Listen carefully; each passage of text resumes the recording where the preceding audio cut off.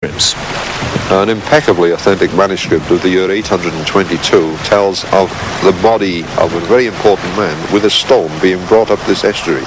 This is the secret burial of Arthur. The delivery of Arthur's body upriver was, so the story goes, kept secret because his son was too young to succeed him. According to Wilson and Blackett, this is the very cave where the body was temporarily buried. They point to signs of a square-cut grave hewn by hand from the rock. They claim the local church provides evidence of Arthur's family links with the area. Burial stones they regard as vital clues in their historical detective work. And this is the stone of Paul, son of Myrick, a brother of King Arthur. This bleak hillside, 1,000 feet up, marks the end of their quest. In a church they describe as the Westminster Abbey of the Dark Ages. Wilson and Blackett claim it's cost them their homes, their jobs, and £100,000 to find this spot and say with confidence that here lies King Arthur. One of the problems has been is how do you identify Caer Caradoc? Nobody appears to have bothered to find out. It hasn't been the subject of any research. The medieval said, well, there's a great circle at Caer Caradoc. Stonehenge is a great circle, that'll do, or Avebury. Well, Stonehenge is not the place, neither is Avebury. Caer means castle, the castle of Caradoc. Now we've got in Mid Glamorgan a big fortress mountain. It's called Fortress Mountain, Montegar, and on it we have some strange things. We've got St. Peter's Church in ruin. The thing about St. Peter's Church is that it appears in the ancient Welsh histories as a place where Merlin Emrys meets the ambassadors of Vortigern at Caer Caradoc. We've got another thing about this. We have Mynwent Milwyr on this long mountain. Now Mynwent Milwyr was built by Emrys Wledig around 470. He buried all the 363 major British nobles killed in the massacre with the Saxons at the peace conference. And he buried them in a giant circular monument known as the Grave Monuments of the Soldiers, Mynwent Milwyr. It's still on the map. And it's said to be at Caer Caradoc. So we've got St. Peter's Church at Caer Caradoc, and we've got Mynwent Milwyr at Caer Caradoc. The highest part of this mountain, there's a grave mound still named Twyn Caradoc, the grave mound of Caradoc, that's what it says. Close to St. Peter's Church and close to the ruins of ancient towers and walls of a castle, a Caer, there is a giant ditch and mound, bolt-shaped circle, let's call it, in the ground. So we have a giant circle at Caer Caradoc. We've got St. Peter's Church at Caer Caradoc. We've got the Mynwent Milwyr at Caer Caradoc. And we got Twyn Caradoc at Caer Caradoc. And we actually have a castle, a Caer, or the ruins of it. All the names up here are evocative. The Ridge of the Soldiers, the Throne of the Knights, outpost forts defending the mountain, and so on. Tony, here is the Atlantic Ocean and the river that leads up to Caer Caradoc. Could you tell us the significance of this place? As it's recorded in Nennius and in the Lives of the Saints, you'll see the Iweni River, which comes into the mouth of the sea here, moves up towards Caer Caradoc, and the smooth ridges over here, these ridges are described in detail in Nennius and the Lives of the Saints. This is where the boat came up the river to the cave and which the burial, before the burial took place. And so this is where they brought the body of Arthur into this little forge here and up the river, past these mounds, these smooth ridges, and this is referred to in a 5th, 6th century document? That's according to the references going back to the 6th century. Wow.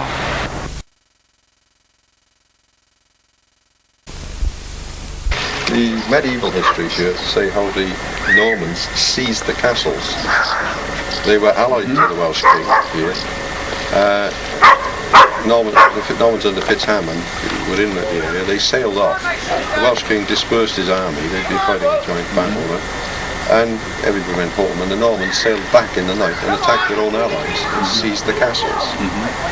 So if we leave aside the theory that no Welshman can put one stone on top of the other and therefore every castle's Norman, you know, look at it. This stone is found at this castle. It's been translated And it says how Arthmail the king, Iron Bear, Arthur, favourite name, is granting land to 3 people.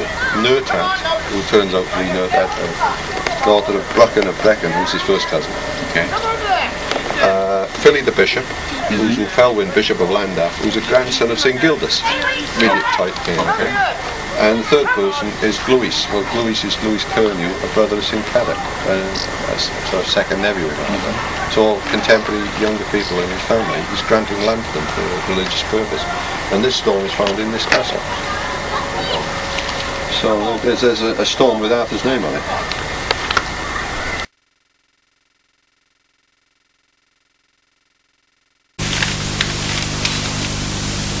Now Geoffrey of Monmouth's account of Caer Caradoc says that a church was located there, and Mynyddig de Gaer has the remains of an ancient church. Geoffrey also states that an impressive circular monument stood at Caer Caradoc, a monument built 1 generation before Arthur's reign to commemorate soldiers murdered by the Saxons. Now at Mynwent y Milwyr, located on the heights of Mynyddig de Gaer, there is evidence of a circular monument, and the name Mynwent y Milwyr, translated, becomes the graveyard of the soldiers.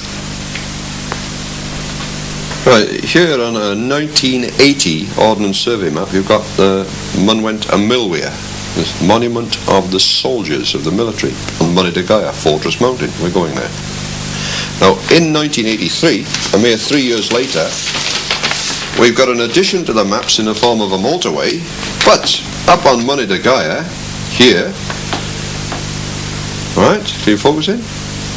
We've lost the Mynwent y Milwyr. So we've gained a motorway and we've lost the most ancient and precious of the monuments.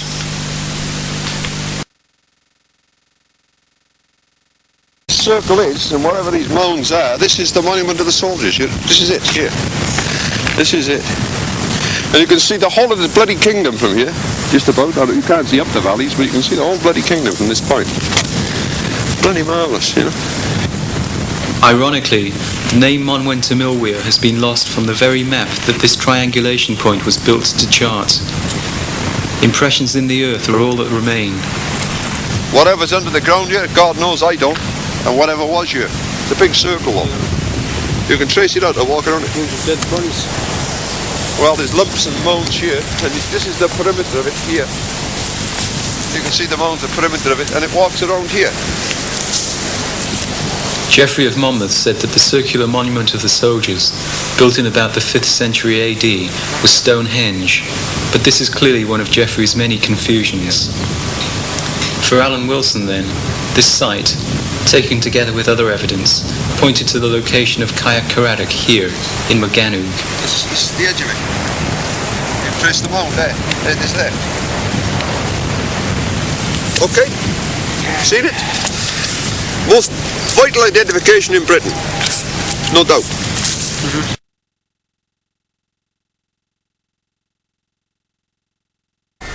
Now the difficulty we face, as my colleague could explain if he wants to, is this.